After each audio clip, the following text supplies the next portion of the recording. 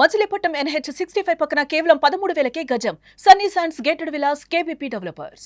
కానీ యువర్ ఆంట్రప్రెనర్ నేత్ర, స్క్రాచ్ నుండి స్టార్ట్ చేసావు, నీ కాళ్ళ మీద నువ్వు నిలబడ్డావు, ఒక వారధి ఫార్మ్స్ అనేది స్థాపించావు.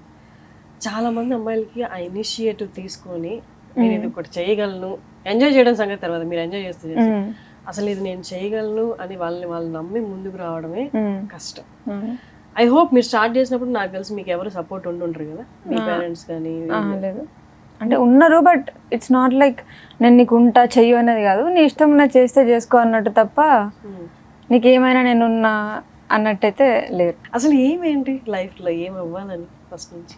అంటే ఎప్పుడైనా ఏదన్నా కొత్తగా చేయాలి, నాకంటూ ఒక గుర్తింపు ఉండాలి, నేను ఏదన్నా సొంతగా స్టార్ట్ చేయాలి, ఇట్లనే ఉంటుండే.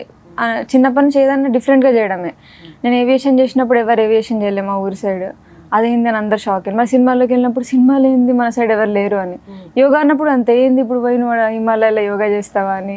ఫార్మింగ్ అన్నప్పుడు కూడా ఏంది ఇప్పుడు నువ్వు పోయి కూలి పని చేస్తావా అన్నారు.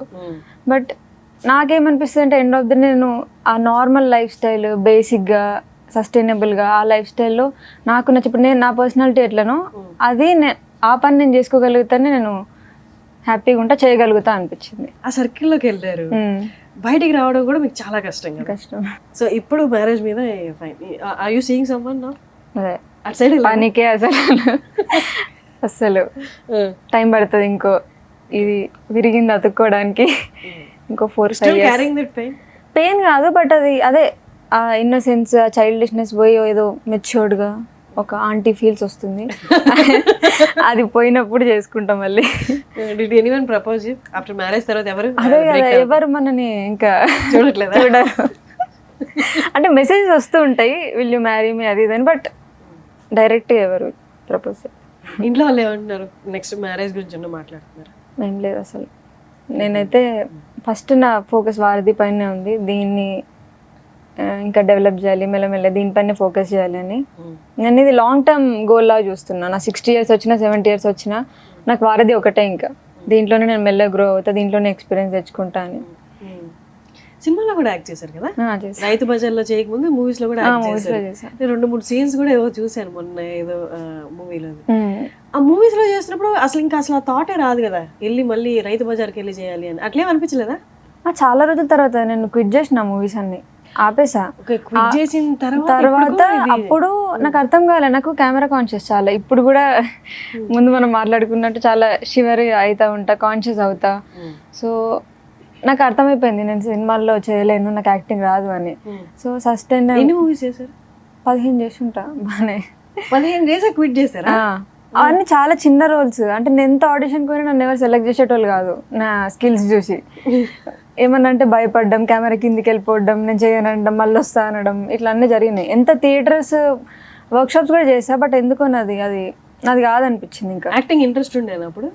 యాక్టింగ్ ఇంట్రెస్ట్ లేకుండే, అంటే అది నాకు తర్వాత అర్థమైంది. నాకు యాక్టింగ్ ఇంట్రెస్ట్ కాదు, ఏదో ఇప్పుడు సమంతని చూసి, రష్మికని చూసి వాళ్ళలాగా అవ్వాలనుకునే తప్ప వాళ్ళ అంత కాన్ఫిడెన్స్ లేదు ఫస్ట్ ఆఫ్ ఆల్ నాకు.